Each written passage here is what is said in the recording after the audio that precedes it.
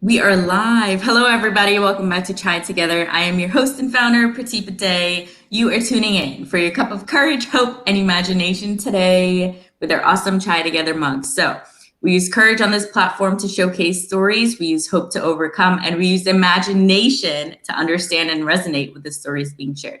So with that being said, I'd like to welcome Mr. Arthur Mitchell. How are you feeling? I'm doing fine. How you doing? Glad to be here. Yeah, I feel good. I'm really looking forward to knowing your story because I have not heard one like that on my platform or any other platform before. And I actually have a story about that as well. But before I go on, I want to tell the viewers about you. So, Mr. Arthur Mitchell was diagnosed with an eye disease called keratoconus. please pronounce it for me again. All right. Keratoconus. Keratoconus. All he wanted to do was see the world as normal compared to other kids his age at the age of 6. He was bullied and had 7 eye surgeries to correct his vision. Now he turned his pain into purpose and he works with the youth and has created a brand called I Am for kids and adults bullied because of their disabilities and to decrease young Black men going to prison. And Arthur is a father, husband, and entrepreneur today. Congratulations. Appreciate it. Seriously, you turned your pain into purpose. That's not easy. It's not. It wasn't easy. It wasn't easy. Definitely. I love it. I love it. So tell me about I Am. What made you come up with I Am? Well, yeah, Brand, it's a very unique name. Actually, it stands for I am Art Mitch, but it comes along with Mm, the story of why I am Mr. I am to the day. Like you said in the bio was the age of 6, I was diagnosed with an eye disease called keratoconus. And then mm, with the eye, found out about the eye disease at the age of 6, and never forget, I was in the classroom. Typical day, getting up, going to school, seeing your friends. But that day, something changed for me. I went to school, and my vision was blurry.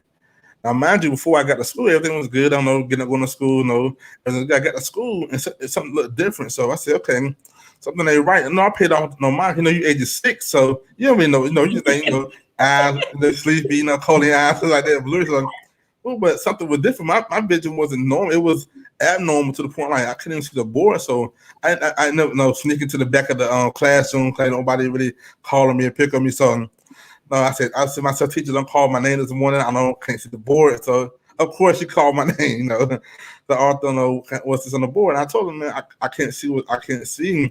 I don't know what's going on.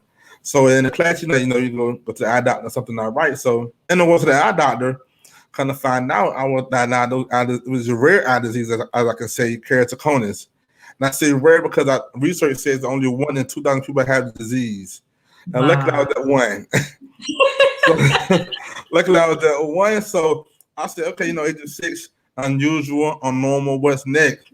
So no, I wasn't able to go outside like normal kids and play because my vision was that bad. Mm, I really couldn't see at night. I couldn't see like up close like this. 30 years ago, it was a disaster. I couldn't see at night. So growing up with the honest, of course questions will come though. Kid ask you what's wrong with your eyes, why you so close to the board, why you this and that. So having the emotions inside of me, like I couldn't explain it to them because it's a rare disease that I didn't know nothing about. My parents know nothing about, so a lot just try to play it off. But I couldn't inside. I was still hurting because they say sickness stones may break your bones, but words never hurt you. What it do? So what it do is so because I was to the point. People ask me questions. I'm playing off, laughing, ha ha hee hee. But I was like, man, I'm tired of getting talked about. So moving on, as I got older, middle school, high school, it became more obvious. Because you're at that age now where people are really seeing the effects of your eyes, and seeing you back then, had pagers and cell phones, seeing you close to the pager, close to the cell phone, looking at the board real close, having large print words on your paper, or having bigger letters where it was different from them, and looking at the same thing you're looking at. So a lot of questions been asked, then it become ridicule or joking you, humor. So to bullying, people calling me names, saying this and that you can't see, you 4 eyes, thick glass, so many different things happening in the process. I'm like, man, like I was just tired of nothing. So I went to the little lonely stage of trying to fit in. as I per se, fit in, like, acting out, doing bad things with the bad kids. Because I wanted them to get the pressure off of my vision and my impairment, so it could be just on with me not doing what they're doing. So that didn't last long. Cause I realized that wasn't me. I am unique. I am uniquely different for a reason. So, graduating the high school really by the grace of God, because at that moment I was playing around. I didn't take things seriously because I didn't have no support. Nobody knew what was going on, but only me. I held everything aside because I was trying to fill that void of not being talked about. My football, my favorite sport. I couldn't really play football like that because it was my vision. So there's so much going on in the midst of my teenage, elementary school to adult high school years that it really made a real toll on my life. I turned to different and doing different things in my life, doing wrong things, smoking, drinking, acting out with people because I didn't want to feel different. Deep inside, I was different. I was different for a reason, but I didn't know it. So getting older, as I got in high school, I was able to then find an eye doctor in Durham, North Carolina, and he was specialized actually in my impairment. Didn't know they had a keratoconus doctor. Never heard of it. Didn't know, but they actually do. And he gave me this procedure called corneal transplant. And what a corneal transplant is to the people is it's a procedure where they take your corneal out and give you a deceased corneal to your eye. So take your corneal out your ears, take your corneal out your eye, and give you a deceased corneal. And the first day I was kind of risky, kind of skeptical about, hold on, do I want to do this? I don't know. Do I want somebody do surgery on my eye? No, I may wake up blind. I wake up looking crazy. I saw some movies where get somebody's eye, you see some murder, see crazy things. So I'm like, what do I want to do this? But yeah, but at that moment, I just wanted to see. I've been dealing with this man for 18 at that time, 18 years of my life, being ridiculed, bullied. I want to be normal again. I want to be able to have the same vision of other people. So I said, okay, let's do it. Not knowing in the process of getting this done, it'd be 7 eye surgeries. So, because I had the first one, it rejected. Second one rejected. And the first eye. Then the other eye had to be done. So, between the 2 eyes, left and right, it was 7 eye surgeries. And the last one was a cataract surgery. And I never forget having them surgeries, like, you would think the first one be good. Anybody get a surgery in the knee or anything, you good. You got a physical therapy, you good. Nah, mine's rejected. I didn't know why I kept rejecting, so I've been to question God, like, what's going on? Why is this a repeated pattern? Why does it keep happening to me? And then my 5th one was my turning point. And this is where I felt like, God was testing me. He really, like, hey, I woke up the same. Vision was still blurry. It felt like I was that 6-year-old boy again. Having the same vision, blurry, and I'm like, what's going on? It's supposed to be different, it's supposed to be better. It's the 5th one. So I began to a deep depression and anxiety, really questioning myself. I never forget. I went to the cadet appointment. I was like, I felt I was just sleeping and eating. I didn't want to be bothered because no support, nobody came by, nobody stood me with my wife and my kids. So I went to my wife. I said, why does when everything becomes good, it goes bad? And I just broke down. At that point, I was just tired. I was questioning God. I was tired of how I was living. I was waking up. That 6-year-old boy came out of me because I was. This is how I felt when I woke up. Like my vision was like I just started. Like why? What's going on? And God spoke to me, said, "I'm beginning to your pain into your purpose. Just trust me."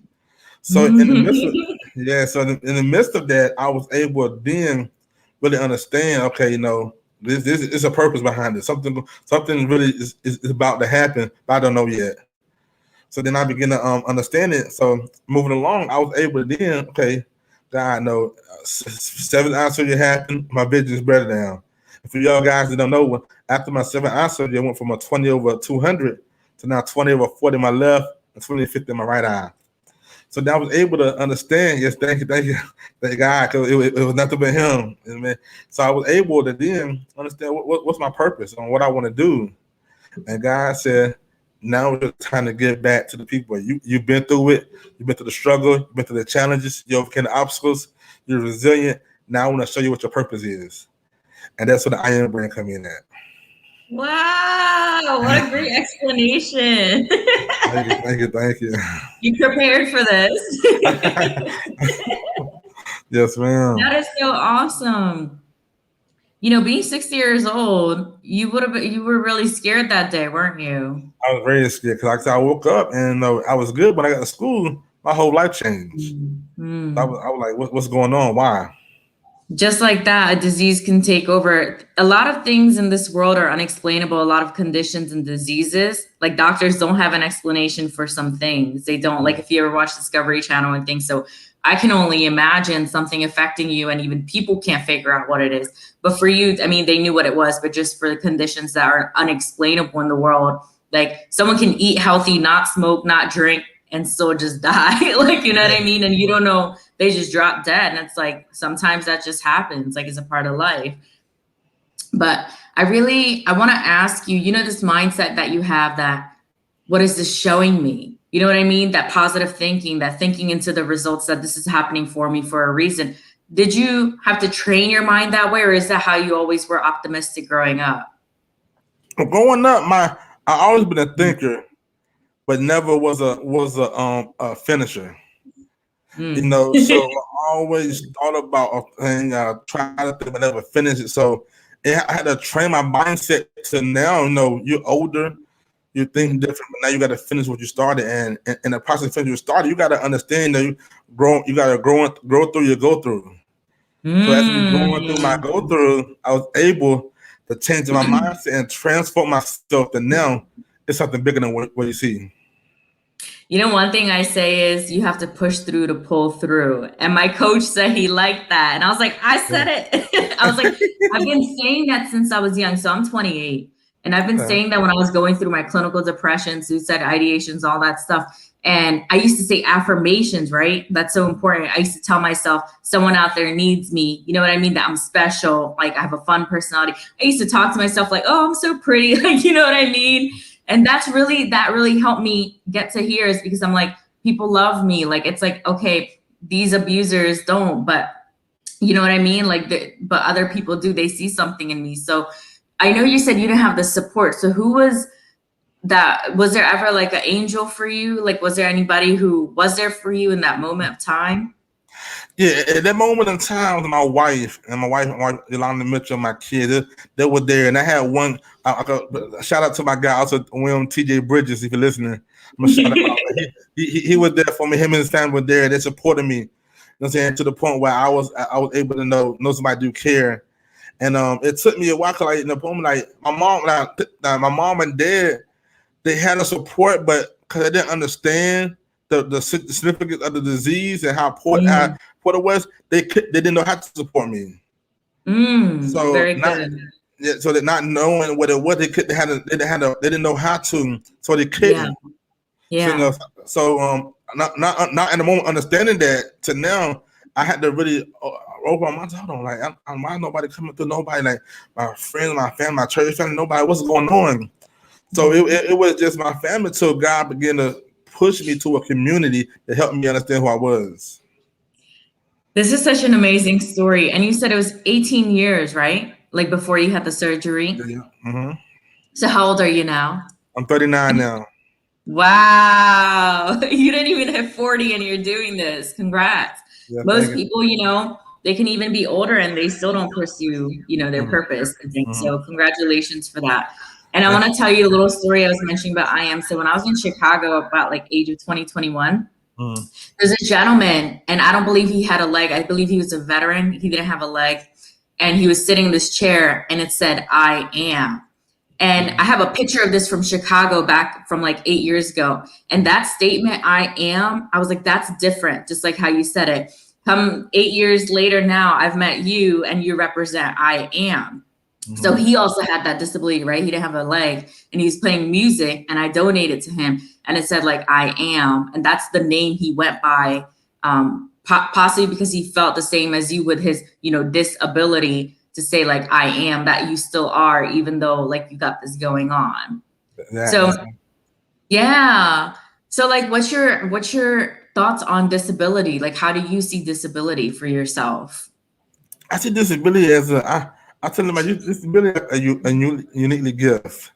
You know, it's a gift where, you know, you're normal, but you're unique in your normal ways. Meaning that you're gonna do things different because you are different. A good different because God shows you to show people that your disability doesn't affect your ability. That you can be, you can say what you want to say, speak think, act how you want to act. And I remind myself of this this speaker named Nick Vujicic. And he had, I don't know if you know, he had no arms, no legs, but he's a world-renowned speaker, awesome in the way he does, and he let his disability affect his ability. And that inspired me, through my process. Like, okay, this man got no care in the world, but he's speaking to the world, world-renowned speaker, and he's continuing to do what he want to do, no matter what he looks like, how he feel, he's doing it. And that's how I feel myself. My disability doesn't affect my ability. I'm continue to speak, be entrepreneur, wife, husband, provider, and all that, because it didn't stop me. Now my mindset changed. When your mindset changed, nothing could stop you. I love it. I love that. When my mindset changed, nothing can stop me. I never heard anybody say it like that. Like, the way you just said it in the style you did. Nick also came to my school. I believe it was like elementary or middle school, or maybe high school. So like, just not too long ago, because I'm only 28, but I seen him at a school, and I do remember that.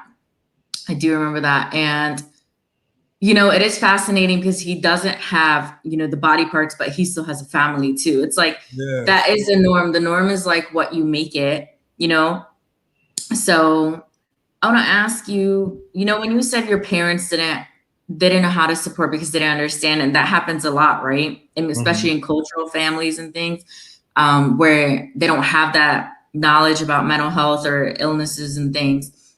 And do you believe that it's more prominent, like in the Black culture and like other, minority communities, because that's the stuff you work on too, right?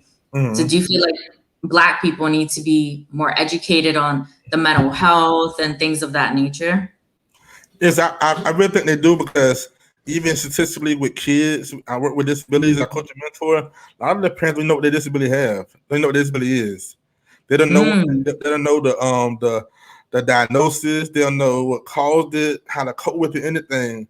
So I'm like, if this is your child, you should be able to understand. They hardly go to the IEP meetings. They don't go. They don't be involved in what's going on, and it's sad because you know what your child going through, because you never know.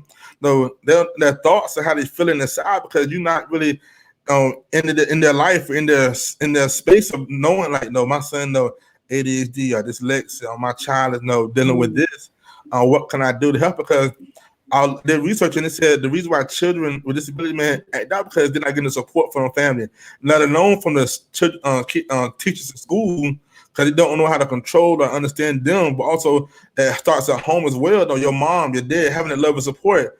With disabilities, we need that, because when we're already different and getting the slack at school with the kids, different things, you want to know we're loved and supported and understand that it's not us, it's what we're going through. But they gotta, like you said, they gotta be educated on first of all what disability is, and then understand what your child or what your mother or son whatever have, and then do a research, do diagnosis, get resources, find out what it is, so you can better be more involved. Because the more you're involved, the better your child will cope with that disability, and it won't be so hard on yourself. Really good. I really like that. So when's the first time when you really started speaking up about this? When was that?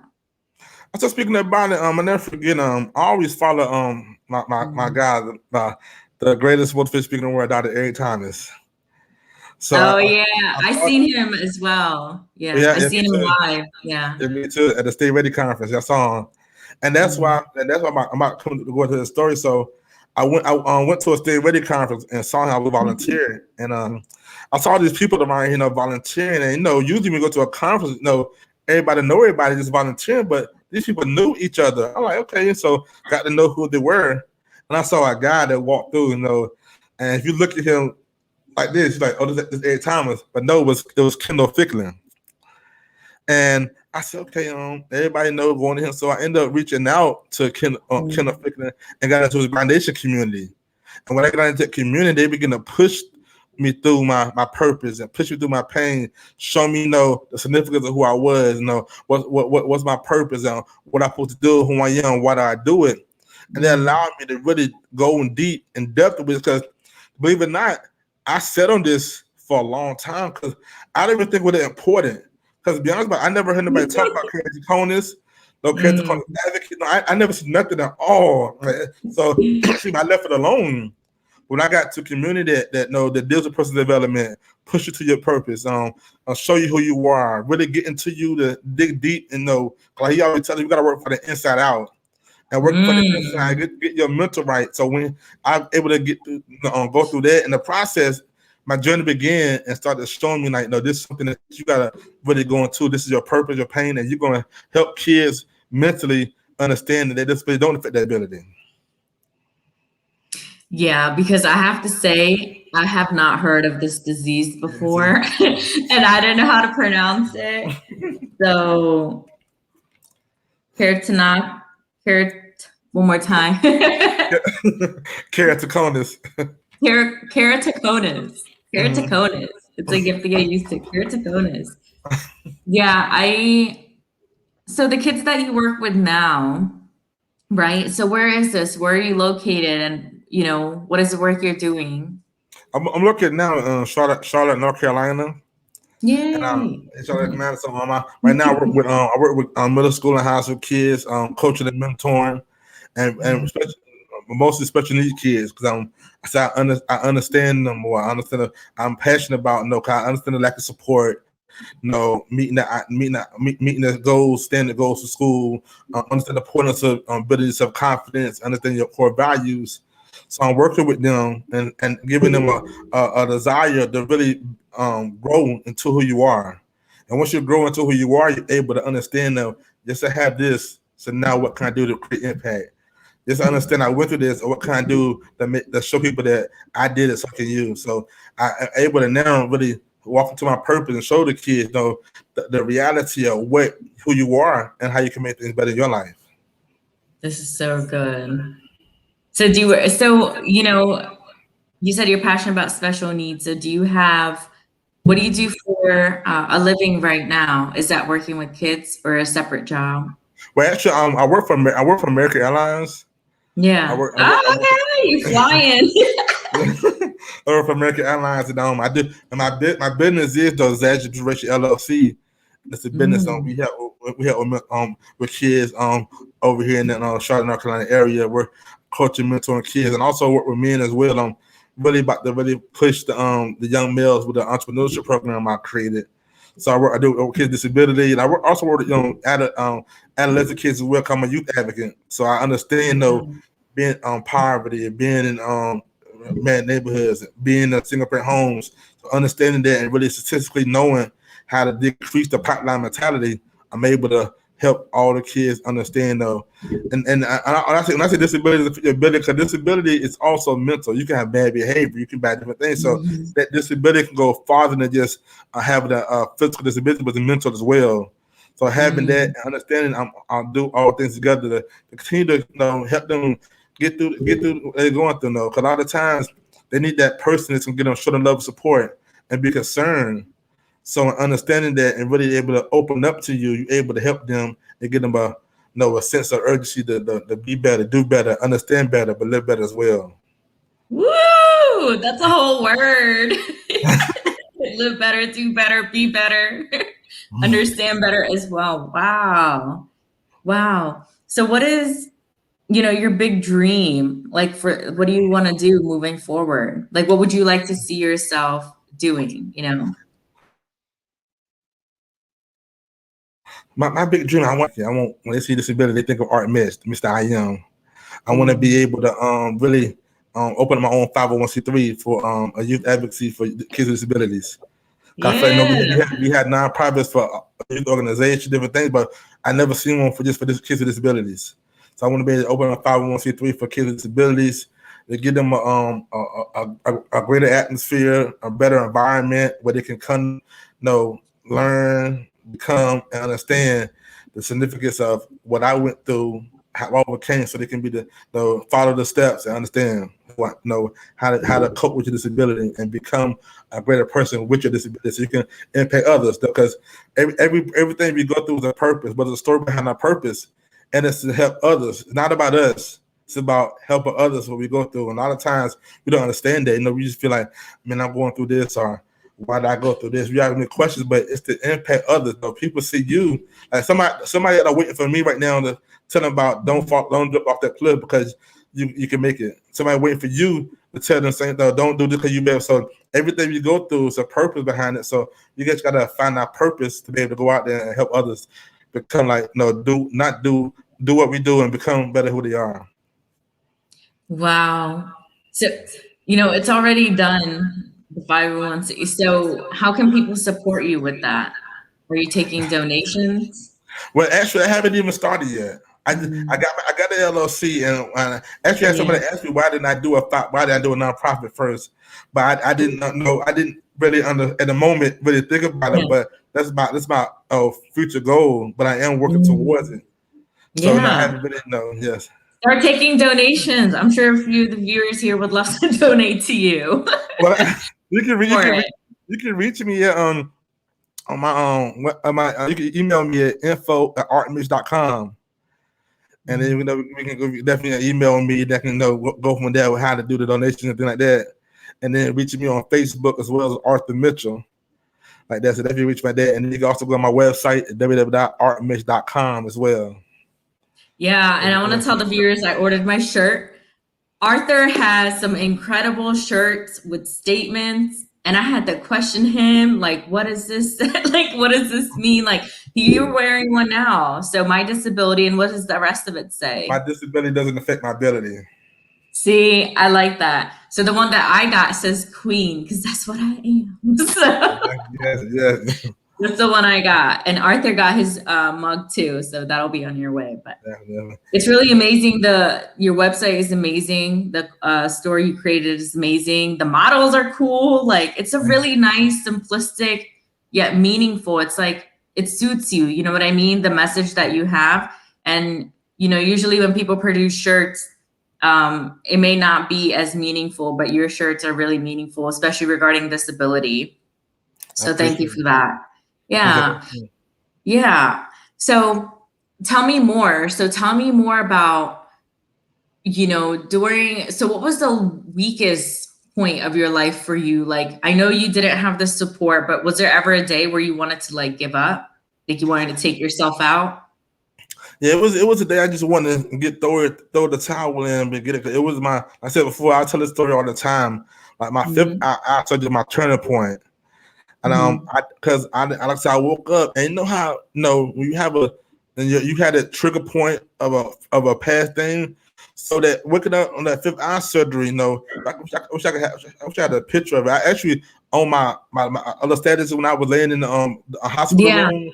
That was that fifth eye surgery, and I was depressed. Like, hold on, I woke up. I said, hold on, why am I still blurry and immediately to my 6-year-old age? Like, man. I understand, like, no, this is still the same. I had it at 6 years old. At the time, I was 21. Why do I feel like I'm still 6 years old again? So at that point, I said, I was questioning God, why me? I was tired of it. I just want to sleep. Yeah, I was depressed, technical anxiety. But in the midst of that, God said, I'm going to turn your pain into your purpose. I'm getting ready to show people because you're going to survive. He had to try, I'm going to survive. Now, know who you are. People know you, but they know who Arthur Mitch, who Mr. I Am is. Hey. So he begin to fix you back up, because when God breaks us, He fixes back up to be better. And at that point, when I said, better, so He began to show me, okay, I see what you're going through. I know, I was able to see it. Now I'm about to show you the vision behind it, the purpose behind it, why this happened. Are you going to write a book? Actually, yes. I have. I'm in the process of now of revamping both of my books. I got a book for youth called 10 ways that my disability affect my ability, how to turn your pain into purpose. I got another book called Life at Different Forms, which will be out later in the year. I finished them, but I'm revamping them because I want to add more and get more content to it. Wow. Do you have the physical book with you for the youth? I do, but I'm revamping the book too. I'm adding more stuff to it. Yeah, so both of the books is being added to more stuff to it. So that book for the youth will be out. I'm praying for the next 2 months because I wrote it, but there's more stuff I want to put in there, and I wouldn't really put more of my story in there so they can relate to it and what they're going through. Wow. Well, I want to ask you a little bit about that process because, excuse me, when you do go through a lot, right? Mhm. And you read through, do you find that more things come to you because in your memory you may have forgotten to add some things? Is that how it feels? It do because no, when you begin to do something that is passionate about, and you started, ideas and things start coming to your brain like, man, okay, I forgot about this. Let me add this. I'm 99% lion. So as a lion, I'm always thinking, always fast paced, always goal oriented. So every day, most of it's coming. Most of it's coming. So I said, let me go back and really, take my time and really input, my story, my way, and how I, Mm. became different. And his book, both of these gonna be uniquely all about my story, what I've been through, and step by step, and especially for the youth, the 10 ways my disabilities affect my ability. It's going to have steps and ways to how to overcome different obstacles that I've been through, and I'm going through step by step. And also, as part of my program called my Underdog Mentorship Program that I created for the youth. That's already created, but it's going to be a book added to it, and that's to help kids go through different stages of life, accepting who you are, personal development, how to overcome challenges, and how to become greater who you are. So all that's going to be in a part of a program allowing me to go in school systems, organizations that really teach these kids with disabilities, how to be better, and don't let the way you feel affect the way you flow.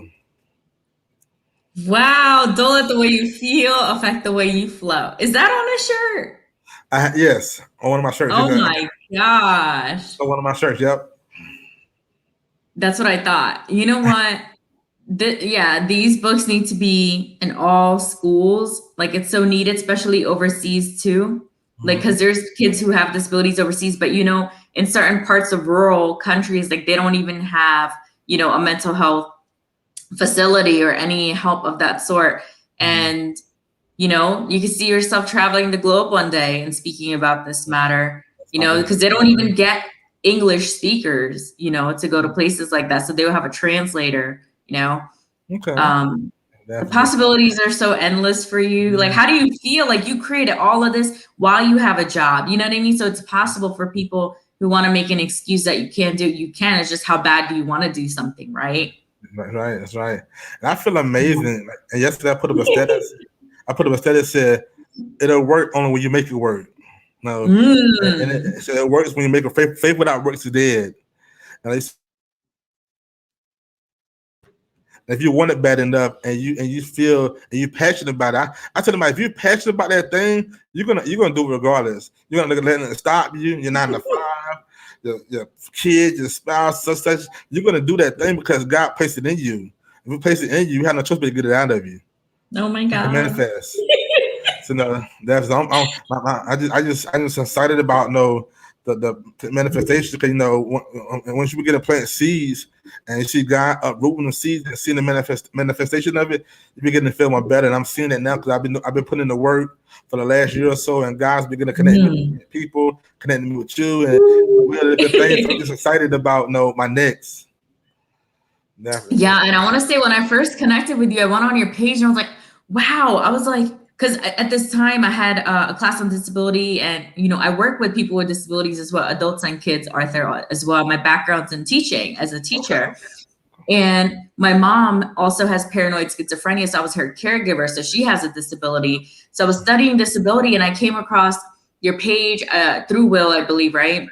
Or through mutual friends. And I was like, wow, someone is like talking to kids about disabilities. Like I had never seen somebody doing that online. And I know like a network of people, and you're the only person that was different. That's like, wow, he's talking to the youth about disability. That is different. So do you know any other people who are doing like the work that you are, like talking to people about disability? I know fully. I know one of my guys named Kawan Glover. He does it as well. That's my friend. Yeah, my guy. It's my guy right there, Kawhi Glover. I know his story is amazing too as well. Where he went to, he does an amazing story. He does it too, and I know another guy named Eric Jones. He does it too. He called it the heroic heart. And so that I just recently had to do with a lady at a school down in my area. She actually wanted to become mentor one of her students. So I'm thankful for that because my goal is to get to each school system with this program and different things. I want to be that advocate, that person, you know, that they're gonna say, okay, well, no, disability, Arthur Mitchell. You know what I'm saying? So yeah. It's like Wow. Yeah. So you want to be up there. And, you know, Kawan is actually my first guest ever 7 months ago now. He's my first guest. And, you know, I was just starting out. I was just making videos about what my mom has and talking solo videos. And I found him in the podcast collab group. And he said tomorrow. And I was like, you know, for me, it was so soon. I was like, okay. And then ever since then, just skyrocketed. It's like I haven't stopped. But, you know, he has an incredible story. And I know he's writing his second book. So it's great. It's great. It's great to be connected with like-minded people. So would you like to share any other part of your story that you would like the viewers to know? Yeah, another part of my story people might not know. See, not only I dealt with keratoconus, but I'm also a two-stroke survivor. I was two-stroke survivor and a diabetic. And see, my issue has been health, man, but God has broken the chain off of that healthy and allowed me to become, you know, a better person, better. So I had a stroke, matter of fact, a year ago at my job. And thank God I was able to walk out of that with no symptoms or nothing like that, and allowing me to really get myself together, you know, with that. So being a two-stroke survivor and diabetic and dealing with having keratoconus, God has allowed me to show me that, you know, only the strong survive. Now you're capable of doing anything you put your mind to. Now you survive that, you can survive anything you go through. So I'm able to do that and understanding the power that I have within me. You know, we are powerful human beings created in His eyesight. So knowing that, you know, that anything you go through, you know, it's only to help you, not to hurt you, then you be able to know be better who you are. So I just thank God for that and just understanding the power that I have within me, though. Just really putting through. And I tell anybody, having a community having a community and a good mentor and coach will definitely take you a long way. Wow. Definitely, yeah. I love it, and I agree. And do you want to tell people who your coach is? Yes. I got two mentors to coach. My first mentor coach that I ever had was Coach Kendall Fickler. Shout out to Grindation. The other one, Will Winfield. Shout out to Legacy 2.0. Those are my two coaches. So I thank y'all for just pulling me to my next and making me the best version of me, from a father to a husband to an entrepreneur to a provider. So I thank y'all to the bottom of my heart. I love it. I love it. Thank you for gracing Chai together today. This was wonderful. And tell people one more time where they can get your, you know, your clothing and all of that. So. Is that again? I'm sorry. Yeah, put your phone down. I'm sorry. Say it again. There's a white texting me saying, "Let's go, baby." Oh, yeah. Let everybody know where they can find you and your clothing line and everything. Yes. Sorry about that. You can find me at www.artandmitch.com/shop. You can also find me on my Facebook at Arthur Mitchell, Instagram at Mr. Art Speaks 82, and also on LinkedIn at Arthur Mitchell. And anybody want to book me for any speaking engagements, come to school, organizations, you can email me at zajinspirations@gmail.com. It's a long name. I'm sorry, but it's ZAJINSPIRATIONS@gmail.com, which stands for my kids' names, Maya, Ariana, and Jaden. Wow. We didn't even have time to get into, you know, how you are with your kids and what they think about this, about your condition. I want me respond back in. Well, with that, actually, speaking of that, they understand that. At first, we asked a lot of questions, and my wife, you know, when we got married, she actually researched it to make sure everything would be good and long, because she didn't want nothing to happen, and she didn't know how to. So she researched it and was able, because she actually was with me in my last 3 surgeries. Wow. So she was there, you know, seeing the depression, seeing what I've been through, seeing like the support, so she understood. And my kids, you know, we sat down with them one day and talked to them. So to the point, if I get my son up here, he can tell you what daddy got and how daddy overcame it. My daughter saying, you know, daddy got keratoconus, and now they can tell you that, because I was able to instill in them what daddy had, and they see the daddy, you see how daddy hustling and grinding and what he does. So they're seeing that in their own insight. So I'm leaving a legacy to show them how hard work pays off. It's freaking amazing. And how old are your kids before you go? 11, 7, and 6. Wow. And look, the 6-year-old, Yes, is right there. And it's funny because my 6 and 7-year-old both found that their eyesight is they got to wear glasses. Okay. They wear glasses. And the funny thing about it, I found that keratoconus is hereditary, but I'm the only one in my family that had it. So I'm praying that they don't get that, because they both got to wear glasses. Well, all 3 of them got glasses now. We'll have glasses. So I'm praying that it doesn't affect them, because I don't wish it to nobody. 7-eye surgery, dealing with all that kind of stuff. I don't wish it to nobody. So I'm just praying that just a minor thing, to wearing glasses. So definitely. Yeah, I believe it is. You don't want to manifest it. And also I feel that can just be a fear. You don't want to focus on that, right? Don't feed the fear. But it's so great having you on. Go take care with your wife and we'll talk later. Thank you so much. Thank you. Bye. Bye, everyone. Thanks for tuning in. Hi, Roy. All right.